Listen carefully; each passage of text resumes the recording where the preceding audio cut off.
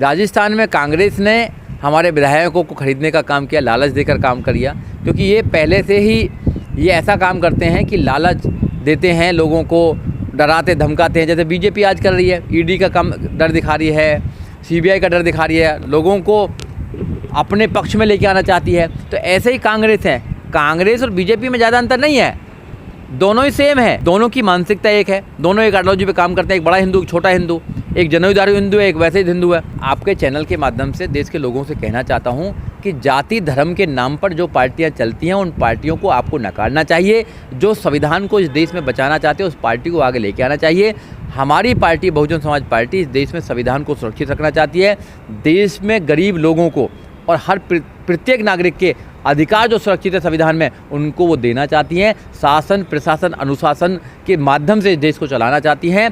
इस देश में जाति के नाम पर, धर्म के नाम पर, क्षेत्र के नाम पर कोई भी आतंक ना हो, कोई भी भ्रष्टाचार ना हो, उसको दूर करना चाहती हैं। और जो नेता झूठ बोलते हैं, उनकी दुकान पर ताला लगाना चाहती है। ये बहुजन समाज पार्टी चाहती है। बहुजन समाज पार्टी लोगों को रोजगार देना चाहती है, एजुकेशन देना चाहती है, उनको सम्मान के साथ जीने का मौका देना चाहती है। ये है बहुजन समाज पार्टी।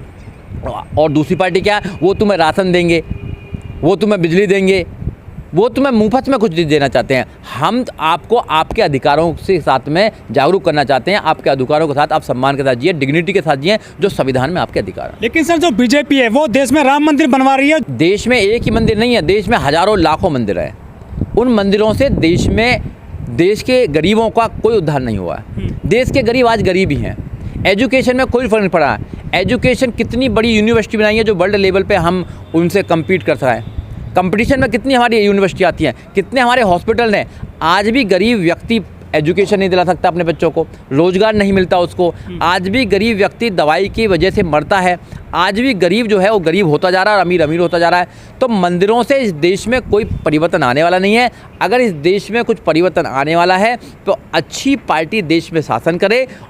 बहुजन समाज पार्टी की जो सोच है, अगर वो सोच इस देश में लागू हो जाती है और लोग बहुजन समाज पार्टी को सत्ता में लेके आते हैं, तो उनके बच्चों को फ्री एजुकेशन मिलेगी, उनके बच्चों को फ्री रोजगार मिलेगा, उनके बच्चों को सारी सुविधाएं मिलेंगी जो संविधान में लिखी हुई हैं, और सबको मान सम्मान से जीने का एक मौका मिलेगा। ये सुरक्षित, ये अपने नेता, अपना जो हमारी पार्टी का जो एक प्रकार से लोगों को, देश के लोगों से, बाबा साहब डॉक्टर अम्बेडकर के संविधान से एक वादा है, उसको पूरा करने का काम करेंगे। देखिए, लोकतंत्र में ये जो कार्रवाई हो रही हैं, ये लोकतंत्र को कमज़ोर करती हैं। ये हमारा जो रूल ऑफ लॉ है उसको कमज़ोर करती हैं। ये देश रूल ऑफ लॉ से चलेगा, ये देश कानून से चलेगा, ना कि बिल्डोजर से चलेगा, ना किसी को धर्म और जाति के नाम पर किसी को आप प्रताड़ित करेंगे। ये जो मॉडल है, ये सरासर गलत मॉडल है। मॉडल होना चाहिए बहुजन समाज पार्टी जैसा। 2007 से लेकर 2012 तक का आप राज देखिए उत्तर प्रदेश के अंदर। बहन कुमारी मायावती ने जीरो बैलेंस पर एडमिशन करने का काम किया, चाहे गरीब का बेटा हो, चाहे किसी की जाति धर्म का बेटा हो। बहन कुमारी मायावती ने सबको रोजगार देने का काम किया। पार्टी ने अच्छे स्कूल बनाने का, यूनिवर्सिटी बनाने का, कॉलेज बनाने का काम किया। और जो उत्तर प्रदेश में डिस्ट्रिक्ट बनाने का काम किया, जो डिस्ट्रिक्ट अगर बनेगा तो उसकी अलग अलग सब प्रक्रिया होती है। उसका डिस्ट्रिक्ट न्यायालय बनता है, डिस्ट्रिक्ट उसका हॉस्पिटल बनता है, और उसमें सारी चीज़ें बनती हैं, तो लोगों को अच्छी सुविधा होती हैं। तो लोगों को, सरकार को ये करना चाहिए। तो उत्तर प्रदेश में सबसे पहले अगर किसी ने प्रोग्रेस का मॉडल बनाया तो बहुजन समाज पार्टी ने बनाया। ऐसा ही पूरे देश में बनना चाहिए। केवल जाति के नाम पर, धर्म के नाम पर बिल्डोजर चला दिया गया, किसी को भैया जाति के नाम पर जेल में डाल दिया गया, NSA लगा दिया गया, UAP लगा दिया गया, ये सरासर गलत है। डेमोक्रेसी में, रूल ऑफ लॉ में ये कहीं भी इस प्रकार की कार्रवाई कहीं भी ये नहीं है, वाजिब नहीं है। इसलिए ऐसी कार्रवाइयों से दूर रहना चाहिए। ऐसी सरकारों को हमें उखाड़ कर फेंकना चाहिए। जब तक देश के लोग ऐसी सरकारों को उखाड़ कर नहीं फेंकेंगे, ऐसे ही कार्रवाई होती रहेंगी। जाति के नाम पर, धर्म के नाम पर, क्षेत्र के नाम पर ऐसे ही लोगों का शोषण होता रहेगा। आजम खान ने कहा जेल जाने से पहले कि हम तुम्हारी जीप में नहीं बैठेंगे, हमारा एनकाउंटर हो सकता है। कितने डरे हुए हैं आजम खान यूपी पुलिस से?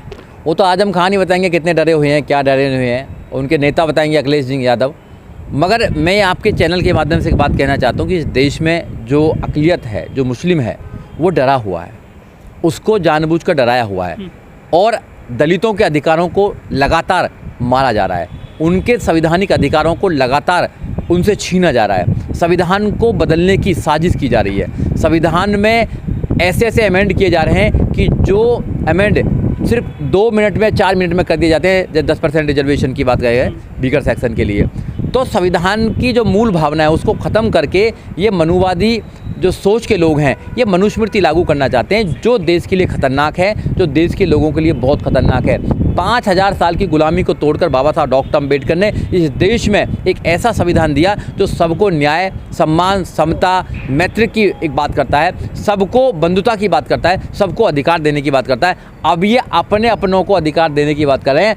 अंधा बांटे रेपड़ी अपने अपनों को दे, तो ये अपने अपनों को दे रहे हैं, अपनों को बिजनेस में बढ़ा रहे हैं, अपनों को नौकरी दे रहे हैं, अपनों को IAS बना रहे हैं और अंदर के रास्ते से, पीछे के रास्ते से, लेटर एंट्री से लोगों को भर्ती करने का काम कर रहे हैं। तो ये सरासर गलत है। अगर एक ही व्यक्ति खाता रहेगा तो उसका पेट जो बहुत मोटा हो जाएगा, उस पर चला नहीं जाएगा। ये जो संसाधन है पूरे देश के, जो संपदा है, उस सब में बंटनी चाहिए। मगर हो क्या रहा है, बहुजन समाज के लोग सारी विपत्तियों के मालिक हैं और ये जो 15% है सारी संपत्तियों के मालिक हैं। अगर तुम्हें सारी संपत्तियों का मालिक बनना है, बंटवारा चाहिए, तो इस देश में 3 खजाने हैं। पहला खजाना प्रधानमंत्री के पास में है, दूसरा खजाना CM के पास में है और तीसरा खजाना मेयर के पास में है। तो बहुजनों, आप बताओ कि आपका किस खजाने में आपका मतलब हिस्सा है? आपका किसी खजाने में हिस्सा नहीं है। इसलिए माननीय काशीराम साहब ने जो पार्टी बनाई, बहुजन समाज पार्टी, आपको राजा बनाने के लिए पार्टी बनाई थी। और बाबा साहब डॉक्टर अम्बेडकर ने कहा था कि ए बहुजनों, अपनी दीवारों पर जाकर लिख दो कि तुम्हें इस देश का शासक बनना है। ये माननीय काशीराम साहब ने समझा और जब माननीय काशीराम साहब ने समझा तो माननीय काशीराम साहब ने बहुजनों को एक पार्टी दी, बहुजन समाज पार्टी, जिसके माध्यम से माननीय काशीराम साहब ने साबित किया कि हम सत्ता में आ सकते हैं। उत्तर प्रदेश में 4 बार आकर सत्ता में। लेकिन योगी राज चल रहा है, उत्तर प्रदेश में राम राज चल रहा है,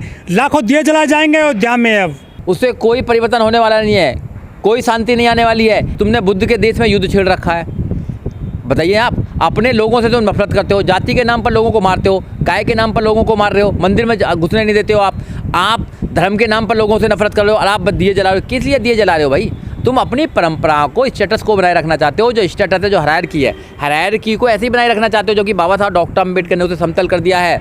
ये लोगों को समझनी चाहिए। हम आपके चैनल के माध्यम से बार बार लोगों को समझाने का काम कर रहे हैं कि आप बाबा साहब डॉक्टर अम्बेडकर के रास्ते पर चलो।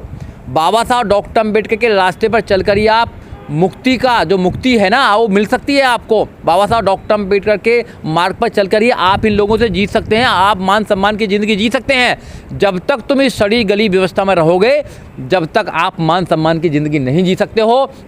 आप उसी व्यवस्था में जीते हो, उसी व्यवस्था में आपको जन्म लेता है, उसी व्यवस्था में आपको मरना पड़ता है। इसलिए बाबा साहब डॉक्टर अम्बेडकर ने 14 अक्टूबर 1956 को इस व्यवस्था को ख़त्म करके आपको एक नई व्यवस्था देने का काम किया था। आपको बुद्ध धम्म देने का काम किया था, आपको बुद्ध के रास्ते पर चलने का काम किया था, आपको विज्ञान के रास्ते पर चलने का काम किया था, आपको संविधान के रास्ते पर चलने के लिए बोला था। मगर आपने बाबा साहब डॉक्टर अम्बेडकर की बात नहीं मानी, आपने माननीय काशीराम साहब की बात नहीं मानी, आपने ज्योतिबा फुले साहब की बात नहीं मानी, आपने साहू जी महाराज की बात नहीं मानी, आपने अपने महापुरुषों की बात नहीं मानी। इसलिए इस देश में तुम्हारा ये हाल है। और जिन्होंने बाबा साहब डॉक्टर अम्बेडकर की बात मानी, जिन्होंने हमने अपने महापुरुषों की बात मानी, आज वो इस देश में अच्छी तरह मान सम्मान से अपना जीवन जी रहे हैं।